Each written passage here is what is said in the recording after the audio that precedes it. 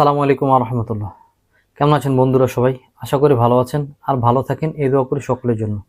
আজকে আপনাদের জন্য নতুন একটি বিষয় নিয়ে আলোচনা করব। আশা করি অনেকের জন্য তা ফায়দা হবে ইনশাআল্লাহ।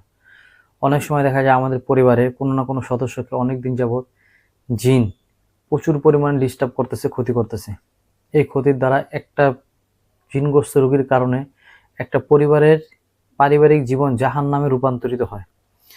এই সমস্যা সমাধানের জন্য মুতাব্বিরের কাছে প্রচুর পরিমাণ যাতায়াত করা হইতেছে, কিন্তু রোগী সুস্থ হচ্ছে না। কিছুদিন সুস্থ থাকে, তারপর আবার সমস্যাগুলো দেখা দেয়। এরকমভাবে যদি ওই রোগীর পরিবার রোগীর কারণে পেরেশানিতে পড়ে থাকে, তাহলে কিছু করণীয় আমল হলো গিয়ে আমরা যে কোনো ভালো মুতাব্বির, এমন মুতাব্বিরের কাছে যাব যার সুন্নত ঠিক আছে, আমল আকলাক ঠিক আছে, এরকম একজন মুতাব্বিরের কাছে যেয়া আমরা ওই রোগীর জন্য জিন্নাতের তদবিরগুলো গ্রহণ করব। জিন্নাতের তদবিরগুলো গ্রহণ করার পাশাপাশি আমরা দৈনন্দিন কিছু আমল করতে হবে আমাদের। সে আমলগুলো সকাল সন্ধ্যা রাত্রেবেলা বেজোড় সংখ্যা দুরূদে ইব্রাহিম পাঠ করে লা হাওলা ওয়ালা কুওয়াতা ইল্লা বিল্লাহিল আলিয়্যিল আযীম, এই আমলটি সকালে 100 বার, মাগরিবের পরে 100 বার, রাত্রে ঘুমানোর আগে 100 বার পরে তারপর আমরা ঘুম আসবো।